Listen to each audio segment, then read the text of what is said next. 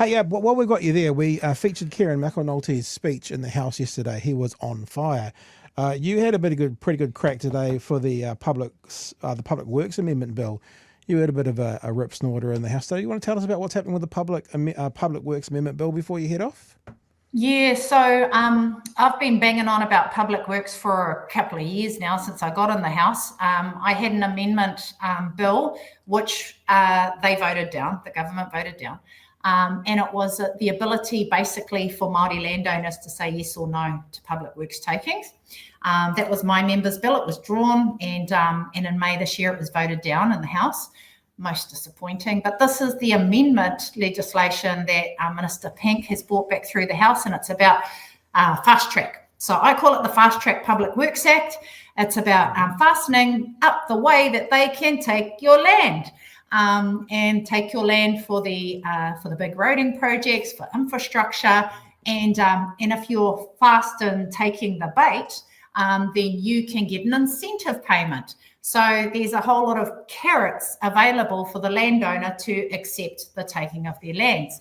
Now, in submissions, we heard from Patricia Grace, and her whānau came through and talked about their experience where just recently, like in the last 20 years, they went to the Environment Court to protect a piece of land that belonged to her tupuna that was going to have a state highway put through it in Waikanae.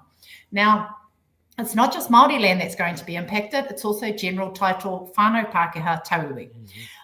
Now, with the public works provisions in this Amendment Act, general title landowners will not be able to say no, and they will not be able to go to the Environment Court anymore. So that's being taken away. If you contest the loss of your land, it will be the deciding minister who will have the discretion to approve or say no to your application to hold on to your whenua.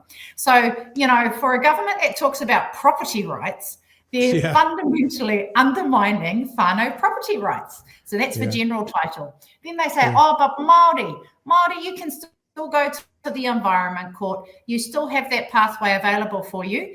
And, the funny thing is that it's really expensive to go to the Environment Court. My hapu has just come out of the Environment Court, and it's $100,000 easily, so don't even think that that's viable for the average Māori to be able to challenge a public works taking. So the intention is to speed up the raupatu or the confiscation of your land, your private property rights. They will give you some incentive payments if you're an early starter and you are agreeing to the loss of your land quickly. You'll get an incentive payment.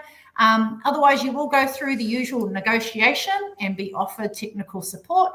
But you cannot go to the Environment Court if you want to challenge the loss of your land. It will be the deciding minister with their ministerial overreach that will decide whether you get to retain your land or not.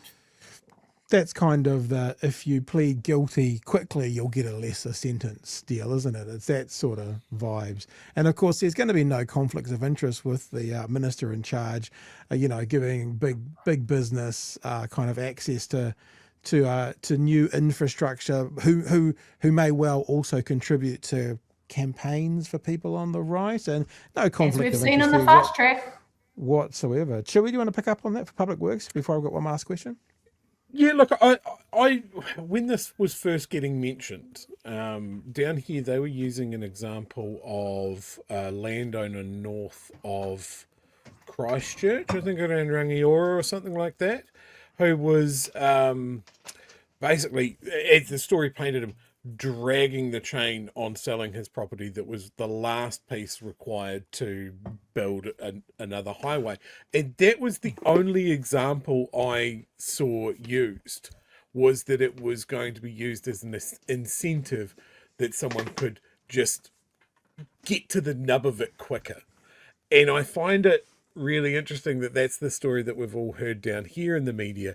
But of course, you put up probably some more realistic views of what that means. That is, here is the money, and the money goes down the longer the clock ticks. So don't make a good decision, make a fast one. And that, yeah, you're exactly right to point out that the crowd that are all about property rights and government overreach are probably ignoring this one. because it's their team that's doing it. It's not just property overreach. It's like, remember these guys that they got in because they wanted to throw out those 1984 Orwellian control freak mandate people from the group before, whilst they're basically being 1984 Orwellian control freak saying, well, if we want your land, we'll take it. Like, how does anyone who voted for these guys for that reason, they voted for them because they thought the last lot were control freaks and yada yada yada, how do they lie straight in bed at night? It's because this is actually it happening. Like, it's like the government talking about the RUCs, the road user charges. They're going to track every single car in New Zealand. And the lot who thought we were getting fucking tracked by vaccines from Bill Gates, this is actually a real time for them to stand up, and there's not a word. No, it's fine. It's different because it's not Jacinda, and so we're fine with that. It's just, sorry, a bit of a tangent there, but I just don't get it.